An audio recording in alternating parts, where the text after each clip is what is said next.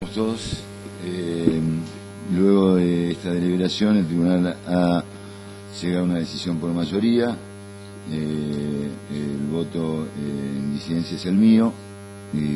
pero igual lo voy a expresar en primer término.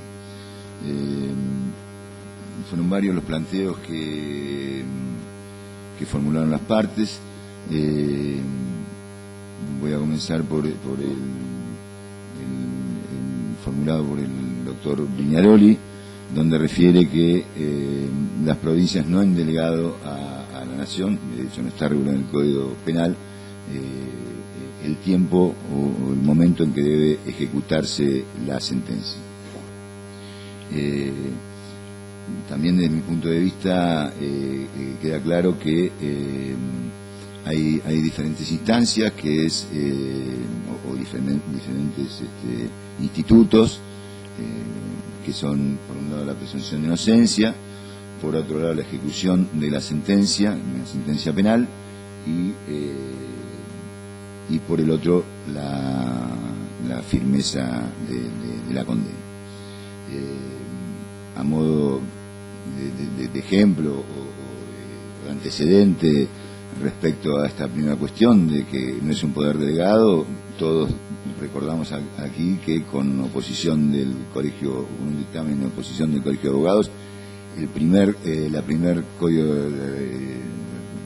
proyecto de reforma del código del INESIP con el convenio del Tribunal Superior de Justicia preveía que la ejecución de la sentencia era luego de la condena dictada en el juicio.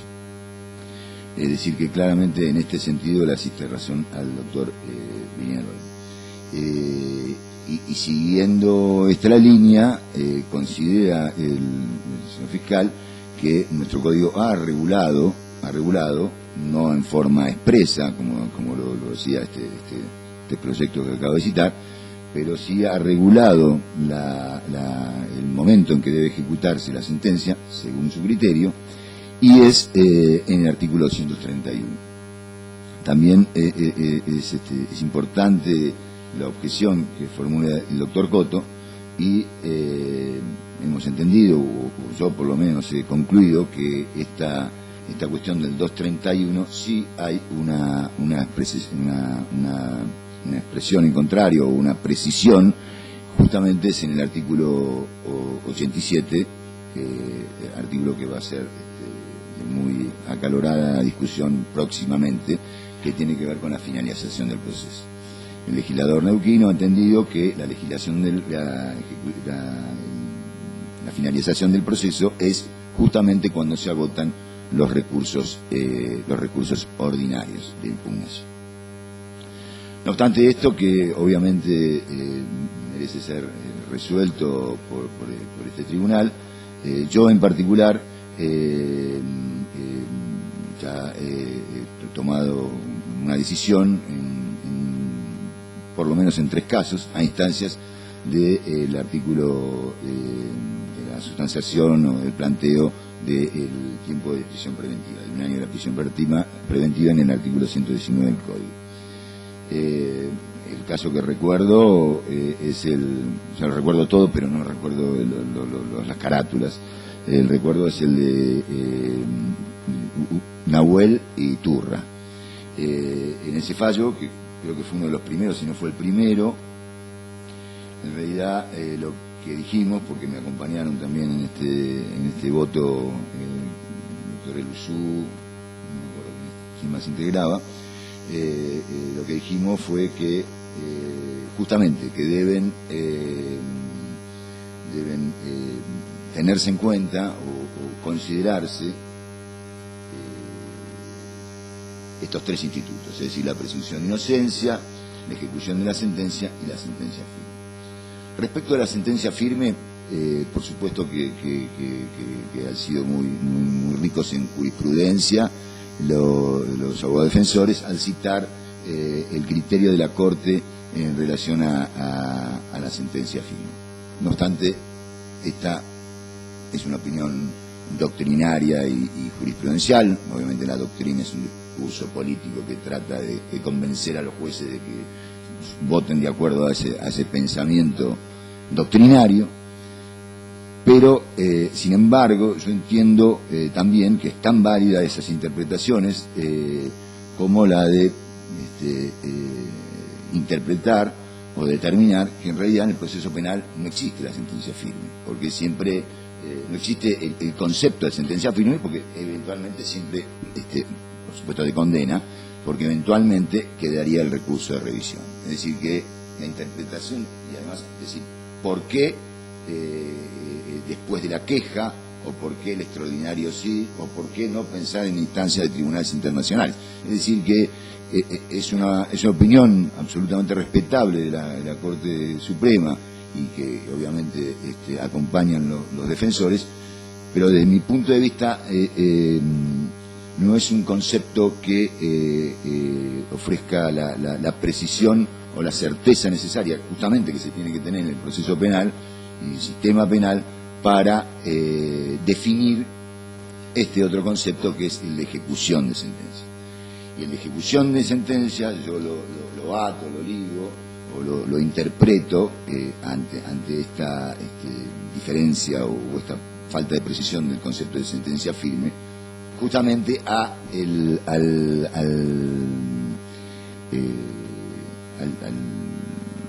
derecho que lesiona la prisión preventiva. Y el derecho que lesiona la prisión preventiva justamente es la presunción de inocencia, es decir, no se puede tener a una persona detenida preventivamente, y por eso nuestro Código de Procedimiento ha sido tan estricto en esto, que hay un montón de medidas anteriores, que tiene que estar fehacientemente acreditado el riesgo procesal y demás, para tener una persona detenida preventivamente, es decir, sin que esté en condiciones de ejecutarse la condena, o en el supuesto que ni siquiera haya juicio. Y en este sentido, yo justamente, más allá del artículo 18 de la Constitución Nacional, creo que está definida la presunción de inocencia con mucho más claridad en la Convención Americana de Derechos Humanos, el Pacto de Costa Rica, en el artículo 8, que habla que una persona mantiene la presunción de inocencia hasta que es legalmente declarada culpable. En el inciso H de ese mismo artículo habla de la posibilidad que no se le puede negar a cualquier persona condenada del doble conforme. Entonces, lo que he dicho en esos votos, refiriéndome en ese caso al artículo 119, pero que es perfectamente se puede recoger también para este caso, es que la sentencia está en condiciones de ser ejecutada y deja de ser la detención o la privación de libertad preventiva o cautelar a partir de que quedó firme o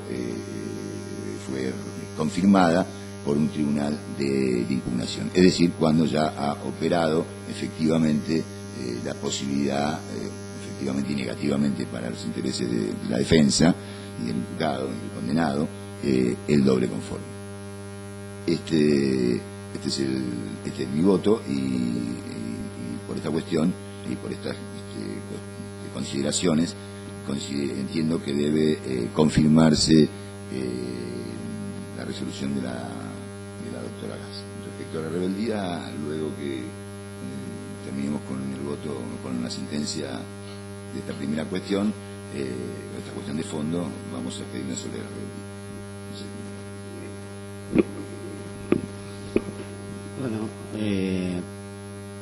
yo fundamentalmente disiento con el voto del doctor Rodríguez Gómez, si bien comparto parte de los argumentos, como ya lo dije en Soria concretamente, he interpretado oportunamente que hay distintos estadios procesales. Entendí en aquella oportunidad que el artículo 119 regula, digamos, el plazo de la prisión preventiva hasta la sentencia de condena, que el código no regula una situación que se da desde la sentencia de condena hasta la sentencia firme. Y el tercer paso es una vez firme la sentencia, lo que viene a ser propiamente la ejecución de la pena. En aquella oportunidad, en el fallo Soria, juntamente con el voto del doctor Trincheri y de la doctora García, hicimos esta distinción y entendimos que se puede ejecutar provisoriamente una sentencia de condena siempre que se den ciertos requisitos y a través del instituto de la prisión preventiva. Y esos requisitos tienen que ver con el peligro de fuga y concretamente el poder cumplir con la ley, que es el cumplimiento de la sentencia, que la sentencia se pueda ejecutar. Para ello hay que tener ciertas condiciones que se den, que no solo se basan en la expectativa de pena, sino en el peligro real de que esa sentencia no se pueda ejecutar, al que hay que asumirle algún otro elemento. En el presente caso, yo lo que advierto es que acá no se ha hablado del peligro real de fuga, simplemente se ha hablado de la ejecución de la sentencia. Nosotros entendimos en aquella oportunidad que se puede provisionalmente ejecutar una pena cuando ello haría de que no existe una tutela judicial efectiva por imposibilidad del cumplimiento de la sentencia, por que la persona eventualmente se pueda fugar. Al no haber sido planteado, digamos, en esta instancia y el haber mencionado de que los imputados han cumplido rigurosamente con las presentaciones que tenían que efectuar, no tengo otro elemento, por más que la pena en expectativa sea alta y ello pueda llevar a presumir un peligro de fuga, no basta con solo eso, sino que tengo que tener algún otro elemento más, como sucedía en el caso Soria, que ahí sí se confirmó la decisión de la jueza de mantenerlo, digamos, en ejecución o prisión preventiva, llamémoslo. Nosotros entendimos que era una prisión preventiva provisoria, y hablamos de prisión preventiva provisoria porque en definitiva la prisión preventiva entendimos en ese caso que es una forma de ejecución provisoria de la pena, porque después se va a descontar necesariamente del tiempo de ejecución penal, que había ya tenido un intento de fuga al momento de cometer el hecho y que se había ido y se había retirado y se había ocultado en un lugar hasta que realmente pudo ser hallado. Y esto nos llevó a que se corría serios riesgos del cumplimiento de la ley de la sentencia. En este caso, ello no se da, y entiendo que entonces corresponde revocar, digamos, el decisorio de la doctora Gas por no darse otro presupuesto distinto que solo la expectativa de pena. El doctor ahora Rimaro va a dar su voto porque no coincidimos plenamente en los argumentos, sí sobre el fondo de la cuestión.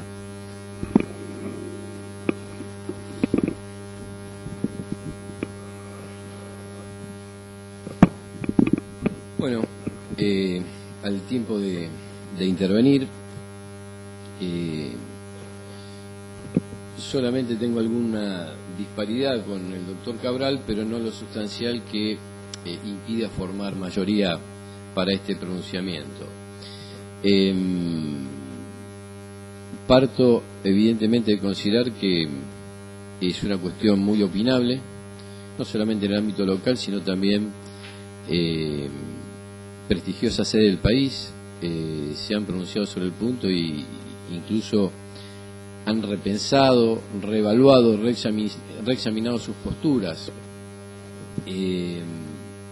Y acá también no somos ajenos a ello. Por otro lado, el análisis lo centro básicamente en dos normas de orden constitucional, artículo 18, artículo 75, inciso 22, que remarcan el estado constitucional de inocencia hasta que una sentencia firme no demuestre lo contrario. Por lo tanto, partiendo de esa premisa, y en esto por ahí está un poco la discrepancia con el doctor Cabral, es que no veo una categoría intermedia entre el tiempo del dictado de sentencia y el tiempo de la firmeza, toda vez que hasta que no haya una sentencia firme, siempre la persona está asistida por la presunción de inocencia, el estado constitucional de inocencia, más allá que evidentemente luego del dictado de una sentencia condenatoria se encuentra resentido, debilitado, pero siempre sigue siendo inocente y por lo tanto no veo, o al menos yo observo una cierta contradicción en esto de la ejecutoriedad provisoria de una persona que goza de la presunción de inocencia. Lo respeto, lo entiendo, pero también me pregunto qué sucede cuando después no se aplica este tiempo de esta ejecución provisoria en el cumplimiento de la condena porque la persona resultó absuelta. Entonces, como que advierto al menos un estado de incompatibilidad. Pero más allá de eso, evidentemente pongo también, como el doctor Cabral, el acento en la necesidad de fundar un riesgo procesal de fuga a esta altura, pues ya no de entorpecimiento de la investigación, para asegurar el cumplimiento de la ley, para asegurar el cumplimiento de la sentencia. Y acá hay dos dificultades con las que me encuentro. Por un lado, nos han noticiado las partes que ya en el transcurso de la tramitación de este caso se evaluó la extensión de la prisión preventiva en función de lo dispuesto por el artículo 119 y la misma ha cesado, por lo tanto se ha determinado que los justiciables estuvieran en libertad. Y si se agotó el término expuesto por el legislador, nos encontramos con una dificultad de volver a imponerla. Concretamente lo impide el legislador, y aún en la hipótesis de que así pudiera ser, tampoco advierto que esté fundamentado este riesgo procesal de fuga. Acá tenemos presente a dos de los imputados, respecto al otro se va a decidir aparte, pero no se ha puesto en tela de juicio que venían cumpliendo regularmente con las obligaciones que oportunamente se le impusieran.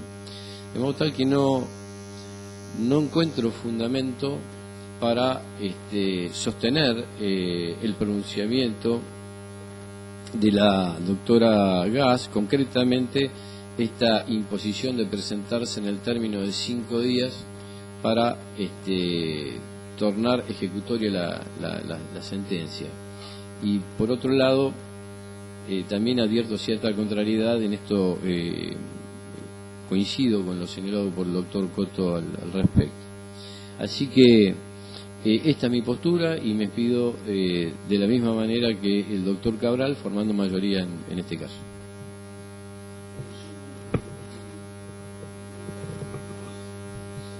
En cuanto a la firmeza, yo adhiero a la corriente mayoritaria y entiendo perfectamente lo que explicó el doctor Rodríguez Gómez, que no es unánime de ninguna manera y hay distintas formas de interpretar, y efectivamente lo que él menciona del recurso de revisión o los recursos ante las Cortes Interamericanas, que podría hablarse de que la sentencia no es firme. Pero adhiero a lo que se ha interpretado como el artículo 285 del Código Procesal Civil de Nación, en donde establece que deja de suspenderse el plazo ante, digamos, una vez rechazado el recurso extraordinario por el tribunal superior de la causa, es en donde el principio considera que sería ejecutable la sentencia.